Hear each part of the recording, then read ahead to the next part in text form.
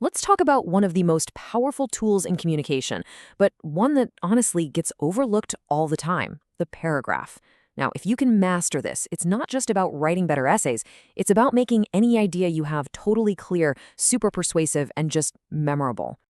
Okay, take a look at this. On the surface, it seems fine. It's about a picnic in the park, right? I mean, we've got picnic tables, grills, tasty snacks. And then, wait a second, I have a pet hamster? Grammatically, there's nothing wrong here, but the whole thing just feels a little off, a little weak. Why is that? In fact, there is one single sentence in there that is completely throwing the whole thing off balance. Can you spot it? What's the one line that's sabotaging this entire paragraph? And you know what? This little mystery gets right to the heart of what makes a paragraph actually work. It's all about structure. It's about the anatomy of a really well-built idea. So let's break down why one sentence can literally make or break your entire point. And there's our culprit. I have a pet hamster. Every other sentence in there is working together, telling us why the park is great for a picnic. But this one, it's a total outlier. It's a random thought that just shatters the paragraph's focus, its unity. It has absolutely nothing to do with the main idea. So, here's the big idea I want you to hang on to. Think of a paragraph as a building. The main idea, the specific point you're trying to make, well, that's the architect's blueprint. And every other sentence, those are your supporting details, they have to be like strong pillars holding that whole structure up. That hamster sentence, yeah, that was a pillar for a completely different building down the street. Okay, so how do we actually build one of these things from the ground up? Well, first things first. Every great building needs a great blueprint. And in writing, that blueprint is your main idea, and it's usually captured in one single powerful sentence. Let's try to reverse engineer a blueprint, just for fun. Look at this list of things. We've got kimonos, siestas, jasmine, a chaise longue, vodka. They seem totally random, right? If these were your building materials, what on earth could you possibly build? What's the one single idea, the one blueprint that could possibly unite all of these different items into a strong, coherent argument? Just take a second and think about it. And boom, there it is. The English language borrows words from many cultures. All of a sudden, everything on that list makes perfect sense. It all just snaps into place. See how that one clear sentence provides the focus? It's the blueprint that tells the reader exactly what this paragraph building is all about. What we've just created is called a topic sentence, and it has two essential parts. First, you've got the topic. That's what you're talking about. In our case, the English language. And second, you have the controlling idea. That's the specific point you're making about that topic. Here, it's that it borrows words from many cultures.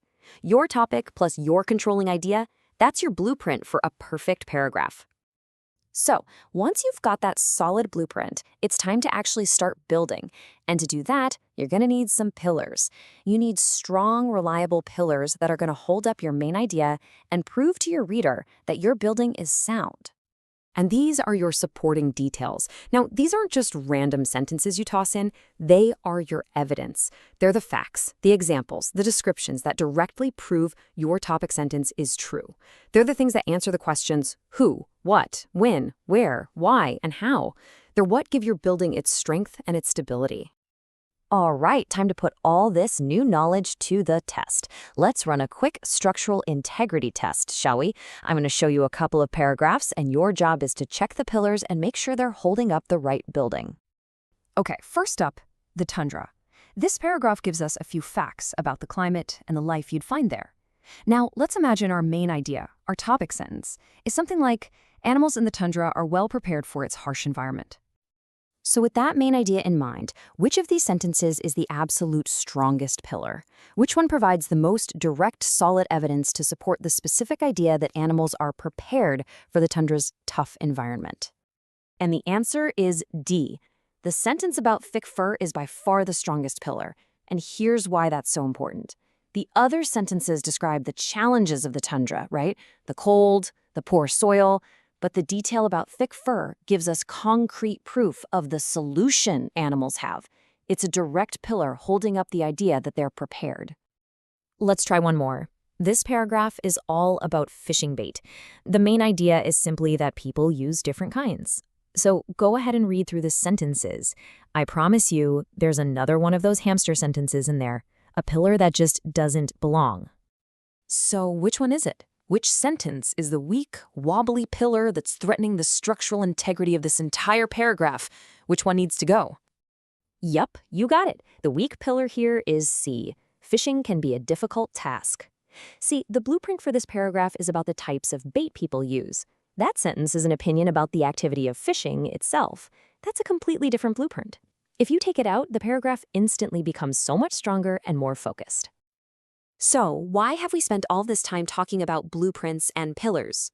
Because this isn't just an abstract writing exercise. This is about thinking. It's about building arguments that are so clear and so logical that they are effortless for your reader to follow and, frankly, impossible for them to misunderstand.